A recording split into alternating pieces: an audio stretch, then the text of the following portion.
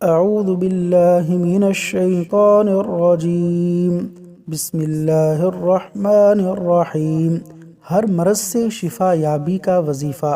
نبی اکرم صلی اللہ علیہ وسلم کا ارشاد ہے کہ اگر کوئی شخص بیمار ہو جائے اور کوئی دوسرا اس کی عیادت کے لیے آئے اور اس کی موت کا وقت نہ آ چکا ہو اور عیادت کے لیے آنے والا 7 مرتبہ یہ دعا اس کے پاس پڑھے تو اسے اللہ ضرور شفا عطا فرمائے گا۔